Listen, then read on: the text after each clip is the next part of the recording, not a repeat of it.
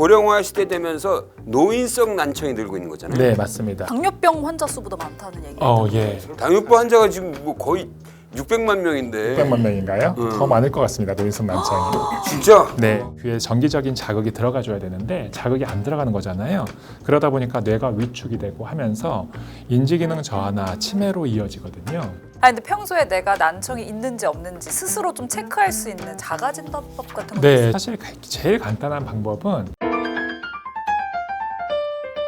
김철증이 이름은 낫는다. 이 초고령 사회를 맞아서 난청이 아주 최대 질병 복병으로 떠오르고 있는데요. 그래서 오늘은 이 난청은 무엇이고 이 난청 치료의 희망이라고 불리는 인공화후에 대해서 알아보도록 하겠습니다. 네, 문일준 삼성서울병원 이비인후과 교수님과 함께하겠습니다. 어서 오세요. 네, 예, 안녕하십니까. 안녕하십니까. 이게 이비인후과인데 네. 이제 이과, 비과, 인후과 맞습니다. 사실 이렇게 나눠져 있어. 네, 그래서 우리 문 교수님은 이과야, 귀. 네, 맞습니다. 귀만 보시는 거군요. 네, 귀 질환은 굉장히 이제 퇴행성 변화에 따라서 오는 질환들이 많거든요. 대표적인 것이 난청이고 난청과 동반되는 이명 그리고 또 어지러움 환자분들도 굉장히 나이가 드시면서 많이 생기기 때문에 이런 모든 질환을 치료하는 이제 귀 교수님들의 이제 중요성이 증가하고 있다고 보고 있습니다. 난청 얘기를 하기에 앞서서 저한테도 많이 물어보는데 이 돌발성 난청에 걸려서 어떡하냐 뭐 이런 그런 경우가 의외로 많아요. 갑자기 걸리는 거죠. 그렇지. 네. 이 돌발성 난청은 뭐죠? 돌발성 난청은 그 말에서 사실 정의가 다 나와 있습니다. 갑작스럽게 생기는 모든 난청을 전부 다 돌발성 난청이라고 합니다. 보통 퇴행성 변화의 난청, 노화성 난청 같은 것들은 시간이 지나면서 서서히 나도 모르게 청력이 떨어지잖아요. 돌발성 난청은 저희 이제 정의상으로는 3일 이내에 보통 30데시벨 이상 떨어지는 걸 의미하는데 그렇지만 대부분의 환자분들은 3일 내내 서서히 떨어지는 게 아니라 갑작스럽게 자고 일어났는데 소리가 안 들려요. 아니면은 갑자기 삑 소리가 들리면서 귀가 먹먹해지고 청력을 잃었어요. 이렇게 얘기를 하시니까 그럼 아예 안 들리는 거예요, 갑자기? 완전히 안 들리게 되는 사람들도 있고요. 그 아니면 양쪽 다 안 들리는 거예요? 한쪽만 보통 옵니다. 일반적으로는. 한쪽. 그러면 한쪽은 들리기 때문에 덜 인지할 수도 있지 않나? 맞습니다. 그래서 굉장히 이제 치료 시기를 이제 놓치고 늦게 찾아오시는 분들도 있어서 그게 문제입니다. 아 그러면 예를 들어서 한쪽만 갑자기 안 들렸을 때 흔히 이제 이게 인지할 수 있는 상황이 어떤 건가? 보통은 이명 소리가 항상 동반을 하거든요. 그러니까 갑자기 귀에서 삐 하는 아니면 쏴 하는 엄청 큰 소리가 들린다. 근데 나만 들리고 다른 분들은 못 듣는다. 네. 이제 이게 이명인데요. 그런 이명과 함께 두 번째로는 이 굉장히 귀가 먹먹한 느낌이 듭니다. 그러니까 안 알겠네. 들린다라기보다는 오면 뭔가 알겠어. 먹먹하다. 그런 느낌이 들면은 한번 이비인후과를 찾아서 청력 검사를 해보실 필요가 있습니다. 이 돌발성 난청은 왜 생기는 거예요? 돌발성 난청의 원인이 굉장히 다양하게 있는데 현재 우리가 보고 있는 가장 큰 원인은 크게 세 가지 정도를 보고 있는데요. 첫 번째가 이제 혈액순환의 장애, 그리고 바이러스의 감염, 그리고 청신경에 생기는 또는 뇌에 생기는 종양입니다. 그래서 바이러스 감염 같은 경우는 이제 보통 감기 후에 또는 코로나 바이러스 감염 후에 돌발성 난청이 오신 분들이 상당히 많았었고요, 당시에. 그리고 이제 혈액순환의 문제도 올 수가 있습니다. 그래서 어르신들 중에서 갑자기 뇌졸중이 오는 것처럼 달팽이관으로 가는 이제 혈관이 갑자기 막히면 청력이 확 떨어질 수가 있고, 그리고 또 청신경 또는 청신경 주변에 종양이 생겨서 청신경을 서서히 압박하는 경우에 청력이 떨어질 수가 있습니다. 주로 잘 생기는 사람들이 있어요? 잘 생기시는 분들은 면역력이 좀 떨어지신 분들, 좀 아니면 이제 혈액순환에 문제가 있는 분들 있잖아요. 예를 들어 고지혈증, 고혈압, 뭐 당뇨 이런 것들이 있는 분들, 그리고 또 신장 질환이 있으신 분들, 이런 분들께서 조금 더 많이 경험하시는 것 같습니다. 돌발성 난청은 이제 어떤 원인으로 오건 기본적으로는 스테로이드라는 약을 쓰게 됩니다. 그와 더불어서 이제 고압산소 치료라든지 혈액순환을 좋게 해주는 약제를 투여한다든지 이런 식으로 치료를 하게 되는데, 돌발성 난청을 치료했을 때 10명 오면은요, 한 서너 명은 완전히 다 회복이 됩니다. 요즘처럼 이제 현대의학 기술이 발달했는데도 나머지 60% 정도는 우리가 완벽하게 치료가 안 되고 그러니까. 어느 정도로 난청이 남던가 아니면 오히려 청력이 더 떨어져서 완전히 청력을 잃게 되거든요. 돌발성 난청이 생기고 나서 빨리 병원을 방문해서 스테로이드 치료를 하는 그 시간이 짧으면 짧을수록 회복률이 높아져요? 골든타임이 있는데요. 골든타임 있어? 보통은 저희가 일주일이라고 생각을 하고 빠를수록 좋습니다. 그래서 난청이 오고 즉시 이 병원을 방문해서 하루 이틀 내에 저희가 스테로이드를 쓴다 하면은 회복률이 좀 더 높아지고. 근데 지금 문제되는 거는 이제 고령화 시대 되면서 노인성 난청이 늘고 있는 거잖아요. 네, 맞습니다. 어느 정도예요 지금? 당뇨병 환자 수보다 많다는 얘기. 예. 설마. 그러니까 되게 심각한 문제인데요. 당뇨병 사실은. 환자가 지금 뭐 거의 600만 명인데. 600만 명인가요? 더 많을 것 같습니다. 노인성 난청이. 진짜? 네. 아, 사실이었네요. 국민건강영양조사라고 우리나라에서 제일 대표적인 표본을 뽑아서 우리나라 통계를 내는 질병청에서 하는 이제 조사가 있는데 한 15데시벨 이상의 소리를 못 들으면 난청이라고 우리가 기준을 잡아서 이걸 최소 난청이라고 했을 때는 37%였습니다. 전 국민의 와. 12세 이상에서요. 그럼 10명 중에 3, 4명이 난청을 3, 앓고 4명이 있다는 난청이죠. 예, 그리고 일반적으로 우리가 이제 노인성 난청으로 이제 좀 이제 좁혀 보면은요. 65세 이상에서는 3분의 1, 75세 이상은 2분의 1, 85세 이상은 4분의 3이 이제 이런 난청을 가지고 있고요. 연령대가 높아질수록 굉장히 급격하게 증가를 하게 되고요. 그다음에 또 하나는 보청기를 필요로 하는 정도의 그런 난청이 있잖아요. 중도 이상의 난청. 그런 난청은 전체 노인 인구의 20.5%입니다. 우리나라 노인 인구가 얼마 전에 1,000만 명을 돌파했다라는 기사를 제가 접했었는데 그러면 이제 205만 명이 보청기 또는 인공와우가 필요한 난청을 갖고 계시는 거예요. 그러니까 일종의 이제 노화 현상이라고 볼 수 있는 거죠. 네, 일종의 노화 현상이죠. 질병이 없어도 이제 난청은 오게 되는. 그렇죠. 퇴행성 변화이죠. 네. 청력은 우리가 이제 인지하지 못하는 아주 고주파 영역이 있거든요. 그런데 어린아이들이나 젊은 사람들은요, 그 고주파 영역 청력까지 다 정상이에요. 그런데 20대부터 서서히 고주파 영역 청력보다 떨어지기 시작합니다. 그래서 노인성 난청이라고 하는 이 난청이 조금 눈에 띄게 증가하는 시기는 50대부터 증가를 하고요. 60대부터는 이게 굉장히 급격하게 증가를 합니다. 네. 근데 요즘에는 또 워낙 이어폰도 많이 끼고 좀 크게 어떤 소음에 노출될 만한 상황들이 많잖아요. 이런 것들 때문에도 젊은 나이에서도 난청이 좀 빨리 올 수 있지 않나 굉장히 싶어요. 많죠. 예, 중고등학교 대상으로 사실 학생들 대상으로 이비인후과 학회에서 또 조사한 거에서도 난청의 비율이 상당히 있었거든요. 그럴 정도로 요새 이제 청소년기 그리고 이제 젊은층도 워낙 대중교통이나 이런 걸 이용하면서 이어폰을 끼고서는 이제 뭐 음악을 듣는다든지 아니면 영상을 본다든지 하는데 주변이 이제 시끄럽다 보니까는 굉장히 볼륨을 올리게 되거든요. 그렇게 높은 볼륨에 장시간 노출되게 되면은 당연히 소음성 난청이 오게 됩니다. 높은 볼륨의 이 소리가 네. 귀를 막 들어갈 거 아니에요? 네, 네. 그게 왜 난청의 원인이 되는 거예요? 그게 왜 난청의 원인이 되냐면요. 우리가 이제 소리 진동이 결국 달팽이관 내로 전달이 되잖아요. 그러면은 이제 그 진동이 달팽이관 내에 있는 유모세포들을 이제 진동을 시키고 그럼 유모세포가 진동하면서 전기적인 신호를 만들어서 청신경으로 보내주니까 그걸 우리가 이제 소리로서 인지를 하게 되는데 이제 기계적인 에너지가 소리가 크면은요. 너무 세게 들어가는 거예요. 그러니까 계속 누가 때리는 거죠. 세포들을. 근데 그걸 굉장히 강한 강도로 때리는 거죠. 하루 종일. 그럼 걔가 지쳐서 이제 그렇죠. 그러면 이제 망가지죠. 망가지는 거예요. 예. 아니 근데 평소에 내가 난청이 있는지 없는지 스스로 좀 체크할 수 있는 자가진단법 같은 것도 네, 있어요? 자가진단법이 있는데요. 사실 제일 간단한 방법은 내가 생활하면서 자꾸 주변 사람들이 나한테 TV 볼륨을 왜 이렇게 키우세요? 아니면은 왜 이렇게 잘 못 알아듣는 것 같다 이런 얘기를 할 때가 있어요. 그래서 자꾸 내가 되묻게 된다든지 아니면은 특정 여자 목소리라든지 아이들의 말소리를 잘 이해 못한다든지 아니면은 이명이 동반된다든지 그리고 1대1로 대화할 때보다 여러 사람이 모이는 공간에서 내가 더 못 듣는다든지 이런 여러 가지 증상들 중에서 한두 개, 두세 개 정도가 있다 하면은 사실은 청력 검사를 한번 받아보실 필요가 있습니다. 근데 이제 시력 같은 경우는 우리가 이제 떨어졌을 때 안경을 쓴다고 해도 시력이 계속 떨어지잖아요. 이 난청도 조기에 발견한다 하더라도 이 난청이 계속 진행하는 거를 멈추게 할 수는 없잖아요. 예, 현재까지는 아쉽게도 난청이 이제 진행하는 것을 막는 방법이 없습니다. 그래서 어떤 분들은 그러면 조기 발견하면 뭐하니? 그러니까. 치료 방법도 없는데 그러니까. 예, 이렇게 얘기하시는 분들도 있는데요. 난청이 단순한 이제 의사소통의 문제 그리고 안 들림으로써 이제 불편한 것뿐만 아니라 난청이 있으면은 우울해하시는 분들이 그렇게 많고요. 왜냐하면 삶이 재미가 없어요. 안 들리니까 우리가 이제 사람은 사람과 교류하면서 살아야 되는 존재인데 교류가 안 되니까는 우울해하시고 사회적으로 고립되고 친구들도 만나기도 좀 부담스럽고 특히 새로운 사람을 만나는 건 굉장히 꺼리세요. 또 난청이 있으면 귀에 정기적인 자극이 들어가줘야 되는데 자극이 안 들어가는 거잖아요. 그러다 보니까 뇌가 위축이 되고 하면서 인지기능 저하나 치매로 이어지거든요. 그런데 우리가 난청을 적극적으로 보청기나 인공호흡을 통해서 치료를 하잖아요.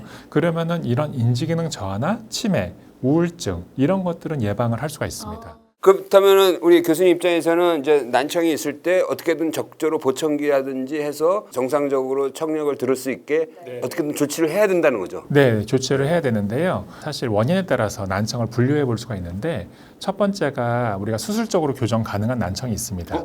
그게 전도성 난청이라고 불리우는 질환인데요. 그러니까 달팽이관의 기능에는 아무런 이상이 없는데 달팽이관까지 소리가 전달되는 경로에 문제가 있으면은 그 원인을 우리가 찾아내서 교정을 해버리면은 다시 청력을 회복시킬 수 있으니까 어쨌든 수술적으로 교정이 가능하고요. 그런데 이제 오늘의 주제인 노인성 난청이라든지 소음성 난청, 돌발성 난청은 전부 다 달팽이관의 신경이 망가져서 생기는 감각신경성 난청이거든요.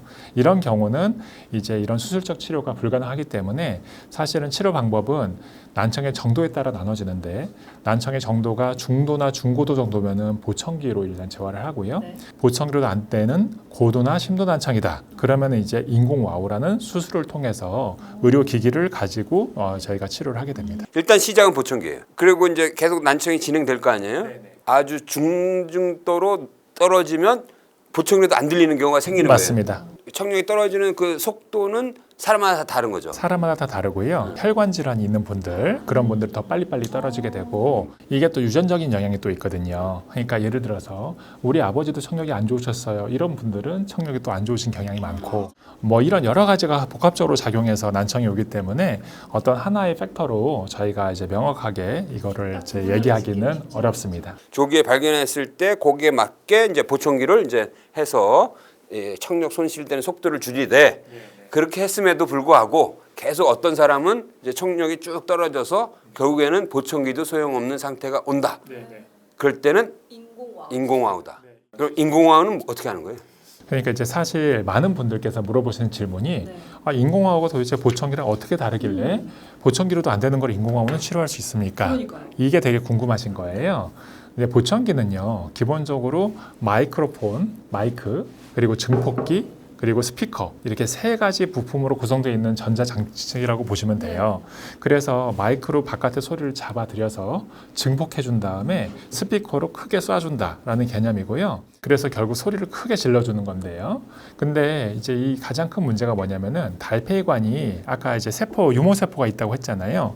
이 유모세포들이 흔들려 가지고서는 전기적인 신호를 만들어줘야 되는데 그래야지 우리 뇌는 전기적인 신호가 신경으로 들어와야지 이제 받아들여서 정보를 받아들여서 해석을 하는데 문제는 달팽이관의 세포가 전기적인 신호를 만들어줄 세포가 하나도 없다라고 가정해 보면은 그러면 밖에서 아무리 소리를 질러도 세포가 다 죽어 있어요. 그러면 전기적인 신호가 만들어질 수가 없습니다. 뇌로 전혀 전달이 안 되니까는 그냥 달팽이관 레벨에서 그냥 딱 막혀버리는 거고요.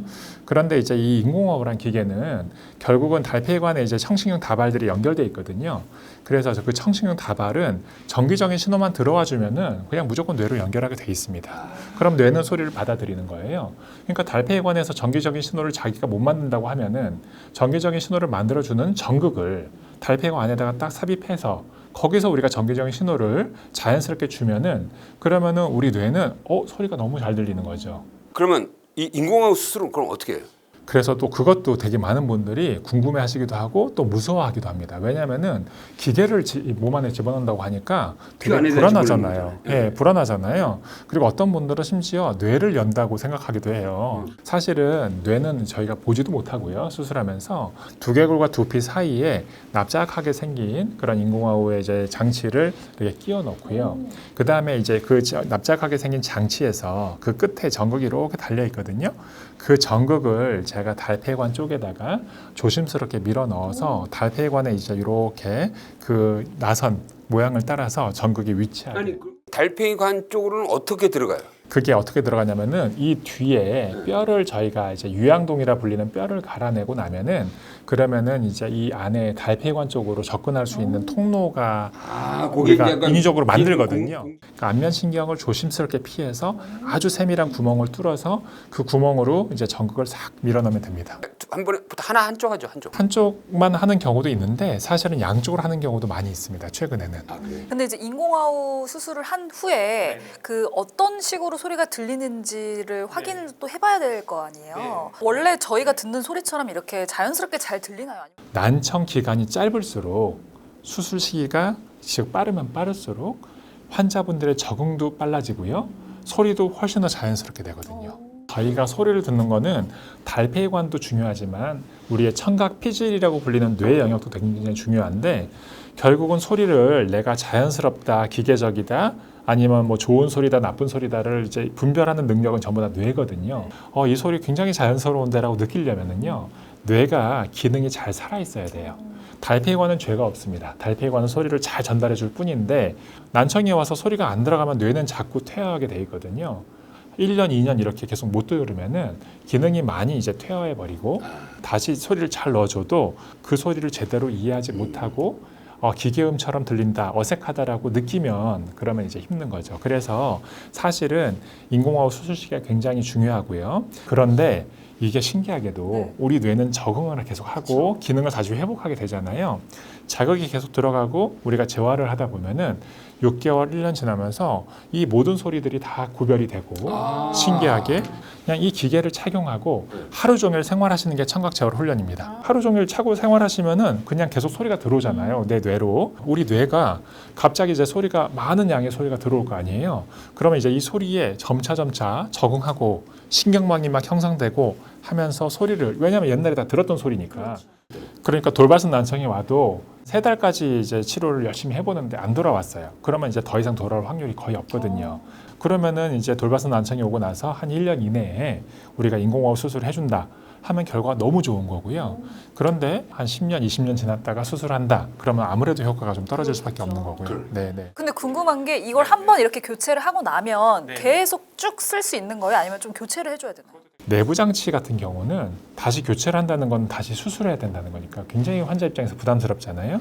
근데 다행히도 내부 장치는 평생 쓰는 장치라고 저희가 생각을 하고 있고요. 이제 인공호흡 수술하면은 밖에는 또 장치를 하나 붙이게 되거든요. 외부 장치를 어음 처리기라고 우리가 부르는 외부 장치가 있는데 여기 옆머리에다가 머리 속으로 이렇게 좀 가려서 딱 붙일 수가 있게 돼 있고요. 근데 많은 사람들이 인공호흡이라는 마지막 희망이 있다는 걸 사람들이 좀 인지도를 좀 가져야 될 것 같아요. 그래서 늦게 오는 환자도 많은 거죠. 너무 많죠. 막 예를 들어서 지방에서 보청기로 이렇게 치료를 하다가 병원에 갔는데 병원에서 치료 방법이 없어요. 그냥 이제 우리는 더 이상 해줄 게 없으니까 이대로 그냥 지내셔야 돼요. 이렇게 얘기하고 포기하신 분들이 생각보다 많은 거예요. 내가 나이가 85세야. 물론 이제 이 사람의 건강도 이런 걸 다 감안해서 수술을 결정하겠죠. 맞습니다. 이제 인공호흡의 이제 그 적응증이 계속 확장되는 이유가 결과가 너무 좋기 때문이거든요. 연세 드신 어르신들도 전신 마취에만 문제가 없으면은 저희가 당연히 수술을 해드리고요. 심지어 제가 가장 나이 많으신 분 수술한 분은 90세거든요. 내가 앞으로 여생이 1, 2년 남았다 하더라도 내가 그 1, 2년을 잘 듣고 죽으면 여한이 없겠다. 이런 분들이 있어요. 그래서 그런 분들은 당연히 제가 수술을 해드립니다. 네. 만족도가 굉장히 좋으실 것 같아요. 만족도는 아예 안 들리다가 갑자기 소리를 들으니까 삶을 다시 되찾은 기분이죠. 아예 안 들리면은 그냥 0이라고 봤을 때 수술을 해서 기대치가 100일 수는 있겠지만 그게 0보다는 한 3, 40까지 아니면 4, 50까지 올라갈 수 있거든요. 그러면 기대치 100으로 생각하면은 만족하지 못하실 수 있지만 0이라는 기준점에서 놓고 보면 굉장히 만족하실 거예요. 그분들도. 끝으로 인공호흡 수술을 고민하고 계신 분이나 아니면 수술 후에 좀 일상에서 좀 참고하면 좋을 점이 있다면 한 말씀 좀 부탁드리겠습니다. 난청이 심하고 일상생활을 잘 하기가 어려운 분들한테 저희가 수술하는 거잖아요. 근데 그런 분들도 고민을 하시더라고요. 근데 사실은 이제 수술을 했을 때 그렇게 크게 부작용이 없는 수술이고 재활 기간이 그렇게 오래 걸리는 것도 아니고 이제 이 뭔가 바깥쪽에 부착해야 된다라는 그런 약간의 이제 불편감은 있겠지만 이 인공호흡 수술을 통해서 새로운 삶을 찾고 단순한 의사소통만 증진시키는 게 아니라 인지기능 저하나 치매 예방까지 부가적인 효과도 누릴 수가 있기 때문에 좀 더 적극적으로 전문의들과 상의해서 수술 여부를 결정하시면 좋을 것 같습니다. 또 초기에 빠르게 치료하는 게 중요하니까요. 주기적인 검진도 꼭 받아보시는 것이 좋을 것 같습니다. 영상 보시면서 궁금한 점 있으셨다면 댓글로 남겨주시고요. 좋아요와 구독 버튼도 꼭 눌러주시길 부탁드리겠습니다. 오늘 함께해 주신 문일준 삼성서울병원 이비인후과 교수님 고맙습니다. 네, 감사합니다. 감사합니다. 네, 감사합니다.